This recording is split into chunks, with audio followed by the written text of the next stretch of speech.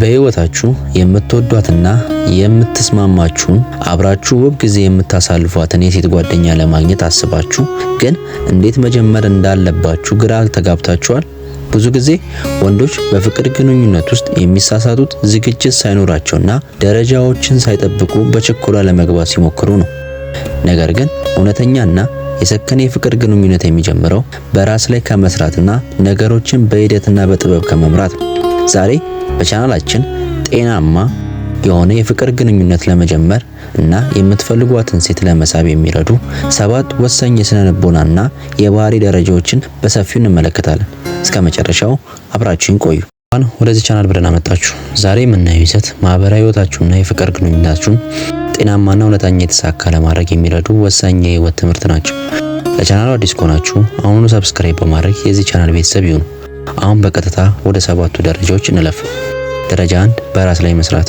የሴት ጓደኛ ፍለጋ ከመውጣታችሁ በፊት መጀመሪያ በራሳችሁ ህይወት ላይ ትኩረት አድርጉ። በትምህርታችሁ፣ በስራችሁ፣ በአካላዊ ጤንነታችሁና በአእምሮ እውቀታችሁ ላይ ስሩ። ራሱን የሚንከባከብ ንጹህ ዓላማ ያለውና በራሱ የሚተማመን ወንድ በተፈጥሮ ማራኪ ነው። ሰዎች የሚሳቡት የራሱን ህይወት በስርዓት መምራት ወደሚችል ጠንካራ ስብዕና ነው።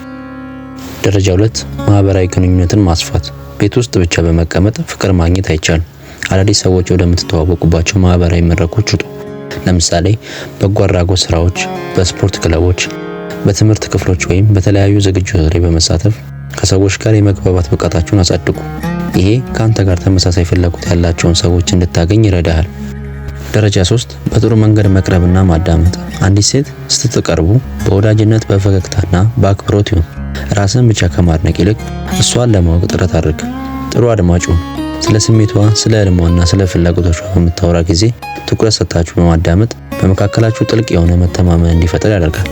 ደረጃ 4 ወዳጅነትን ማጠናከር። ወዲያውኑ ወደ ፍቅር ግንኙነት ከመግባታችሁ ይልቅ መጀመሪያ ጥሩ ጓደኝነትን መስርቱ።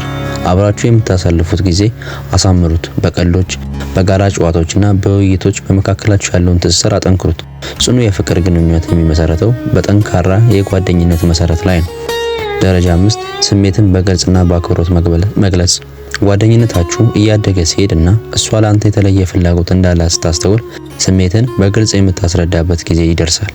ሳትደናገጥ በአክብሮትና በራስ መተማመን ስሜት ንገራት። እሷም እንደምትወዳትና ከጓደኝነት ባለፈ ግንኙነታችሁ ማሳደግ እንደምትፈልጉ በግልጽ አስረዳት።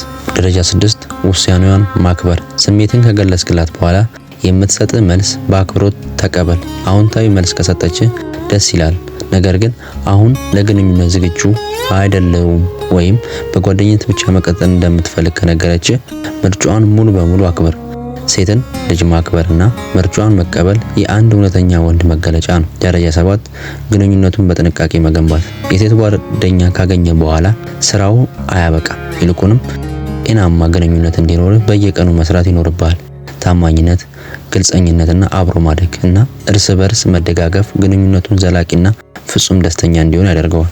እውነተኛ የፍቅር ግንኙነት ማለት የራስን ህይወት የሚሞሉበት ሳይሆን ሁለት የተስተካከለ ስብዕና ያላቸው ሰዎች አብረው ውብ የህይወት የሚገነቡበት መንገድ ነው። በራስ ላይ ስትሰራ እና ሰዎችን በቅንነት ስታከብር ትክክለኛ የፍቅር አጋር በተፈጥሮ ወደ አንተ መምጣቱ አይቀርም።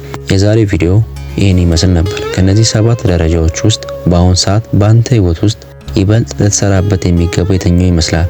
ሀሳብን ኮሜንት ላይ አጋራኝ።